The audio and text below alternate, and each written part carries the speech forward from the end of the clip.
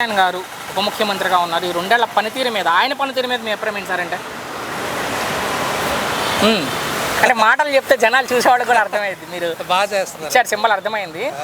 So ఆయన వరకు మనం మాట్లాడుకుంటే ఈ రోజు ఆయన ఉన్న పరిస్థితి మనం చూసింది. చాలామంది చాలా రకాలుగా మాట్లాడారు. అయినా దాటుకొని కూడా ఆయన కష్టం మీద నిలబడి ఉప ముఖ్యమంత్రి స్థానంలో ఉన్నారు ఇప్పుడు ఆయన. ఎలా ఉంది గెలిచిన తర్వాత ఆయన పనితీరు? అంటే చాలా బాగుంది. 5 శాఖల మంత్రి ఇప్పుడు ఆయన.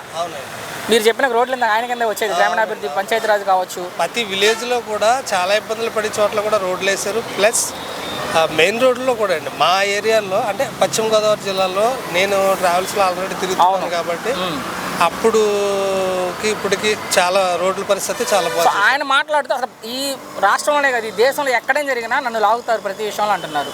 సంబంధం లేని విషయాల్లో కూడా పవన్ కళ్యాణ్ మాట్లాడేది, నన్ను సంబంధం లేని విషయాల్లో లాగి నన్ను తిడతా ఉంటారు అంటున్నారు. చూడండి, ఒక విషయం, పాలన చేసే వాళ్ళకి అదే అంటారు చూసారా, చెట్టుకు కాయలు ఉంటాయి, అదే కాయలు ఉన్న చెట్టుకి రాళ్ళ దెబ్బలు అంటారు. పరిస్థితి అదే. ఈ 2 ఏళ్లలో సార్ ఆయన అవినీతి చేశారని కానీ, డబ్బులు తినేసారని కానీ విన్నారా పవన్ కళ్యాణ్? ఆయన తినే వ్యక్తిత్వం కాదండి ఆయనకి. ఇప్పుడు నిజంగా ఆయన ఒక స్టార్. వాళ్ళ ఫ్యామిలీ పరంగా చూసుకుంటే ఆయనకి ఏం కరువు అని అన్ని వదిలేసుకుని ఆయన ఇక్కడికి. కానీ ఇప్పటికీ చాలా మంది రకరకాలుగా ఆయన జీవితం గురించి, వ్యక్తిగత జీవితం గురించి మాట్లాడి ఆయన డిగ్రేడ్ చేయించాలి, తగ్గించాలని చూస్తారు. ఆ వ్యక్తిగతంగా దాడి చేసి తిట్టే వాళ్ళకి ఏం చెప్తారు ఆయన గురించి? అది రాంగ్ డిసిజన్ అంటారు. అంతే. ఆయన అభిమానులు కోరుకునేది ఆయన ముఖ్యమంత్రి కావాలని. భవిష్యత్తులో ఎంతవరకు ఉండొచ్చు పవన్ కళ్యాణ్ ముఖ్యమంత్రి కావాలని అయ్యే అవకాశం? 90% అయితే చెప్పచ్చు. చివరికి ఆయనలో మీకు నచ్చిన విషయాలు అంటే పవన్ కళ్యాణ్ గారు? నాకు అన్ని నచ్చుతాయి. అన్ని ఒక్క మాటలో ఏం చెప్తారంటే డిస్క్రైబ్ పవన్ కళ్యాణ్ ఒక్క మాటలో అంటే ఏం చెప్తారు? ఒక్క మాటలో మీ అభిప్రాయం పవన్ గారి మీద? నెంబర్ 1.